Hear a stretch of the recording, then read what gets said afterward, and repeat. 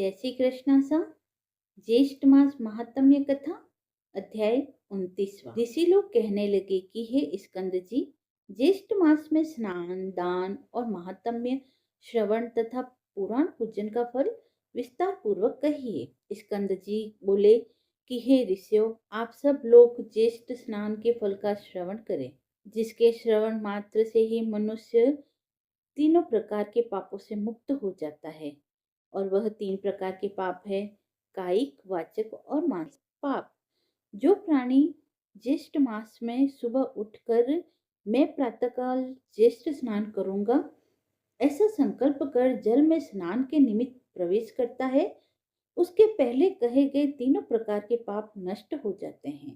सूर्य उदय से लेकर आधा प्रहर के पूर्व स्नान कर लेना चाहिए। आधा प्रहर के पश्चात स्नानहीन देव से उपहत जनों को वे तीर्थ श्राप देते हैं। इसीलिए ज्येष्ठ मास में श्रेष्ठ जनों को प्रातःकाल सूर्योदय के समय स्नान करना चाहिए। ईर्ष्या, धन, लोभ, सेवा, हट, लोकापवाद, निमित्त, स्वेच्छा, भय, पाखंड, सुख लिप्सा आदि किसी भी उपाय से ज्येष्ठ स्नान करना चाहिए। परंतु कलयुग में पाप अधिक होने के कारण ज्येष्ठ स्नान अति दुर्लभ होगा। ज्येष्ठ स्नान के श्रेष्ठ फल से डरकर यमराज ने इसको गुप्त रखने के निमित्त भगवान से प्रार्थना की और विष्णु भगवान की आज्ञा से इसको गुप्त कर रखा है। इस ज्येष्ठ मास में स्वल्प कर्म करने वालों को विघ्न प्राप्त होते हैं।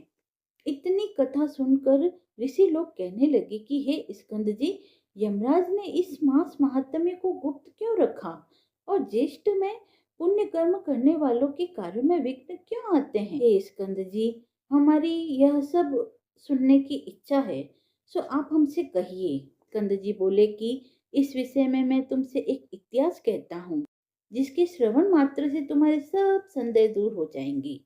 प्रथम महिष्मतिपुर में कनक नाम का ब्राह्मण रहता था।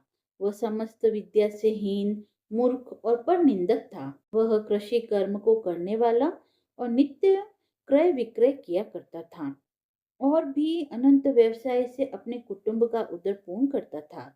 इस पर भी उस दुरात्मा कुटुंबी को तृप्ति न हुई और उसने उदर पूर्ति के निमित्त मार्ग में पति को वध करना आरंभ कर दिया। फिर भी उसको तृप्ति नहीं हुई तो उस द्विजाधम ने चोरी करना भी आरंभ कर दिया। इसी प्रकार वह नीच ब्राह्मण महिष्मतिपुरी में रहता हुआ इस प्रकार के कर्म किया करता था। एक दिन उसको चोरी करते हुए देखकर ग्रामवासियों ने उसको पकड़ लिया और उसको बांधकर खूब मारा और फिर ग्राम से निकाल दिया। कुछ दिन तक वह ग्राम के पास ही वन में जाकर रहने लगा और रात्रि को घर से आकर पुनः वन में चला जाता और वन में पशुओं का वध करके वह निर्दय उनको खा जाता। यह कर्म करते हुए उसको बहुत दिन बीत गए। इसके पश्चात जब एक समय ज्येष्ठ मास आया, तब वह कनक ब्राह्मण अर्धरात्रि में वन से ग्राम में आकर और वस्त्र तथा अलंकारों की चोरी करके पुनः वन को चला गया। मार्ग में नदी को देखकर उसे तैरकर पार किया। इस तरह अज्ञानतावश उस ब्राह्मण ने स्नान किया और प्रतिदिन वह इसी प्रकार से रात्रि को ग्राम में आकर चोरी करता और चोरी का धन लेकर प्रातः समय नदी में स्नान करता हुआ वन में चला जाता। इस प्रकार अज्ञानवश स्नान करते हुए एक मास बीत गया। हे ब्राह्मणों, ज्येष्ठ शुक्ल चतुर्दशी की रात्रि में वह धन वस्त्र की चोरी करके गट्ठर बांधकर नगर के बाहर आया। तब तक प्रातःकाल हो चुका था।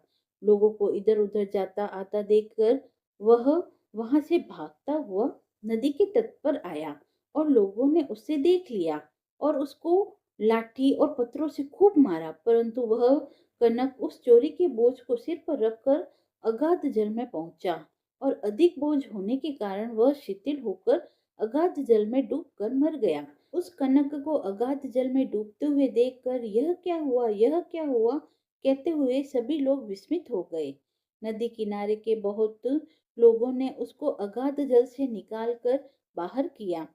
उसे देखकर लोगों ने कहा कि यह तो इसी नगर का रहने वाला कनक ब्राह्मण है। हम लोगों ने इसको नगर से बाहर कर दिया था, उसी क्षण वह कनक ब्राह्मण उत्तम रूप को प्राप्त करके विमान के सहित दूतों को देखकर वह दिव्य पुरुष कहने लगा कि हे दूतों, यह विमान वैकुंठ से यहाँ किस पुण्य के प्रभाव से आया है। देवदूत बोले कि हे कनक, अज्ञात ज्येष्ठ मास के स्नान से यह दुर्लभ विमान आपके लिए आया है। यह सुनकर कनक ब्राह्मण विमान पर बैठकर विष्णु लोक को चला गया।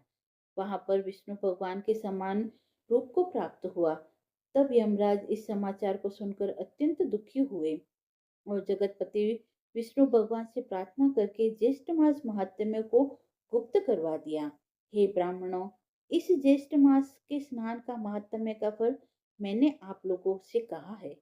इति श्री ज्येष्ठ मास महात्म्य ज्येष्ठ मास स्नान महात्म्य 29वां अध्याय समाप्त हुआ। अगर आपको कथा पसंद आई हो तो आप मेरे चैनल को लाइक, शेयर एंड सब्सक्राइब करें। धन्यवाद।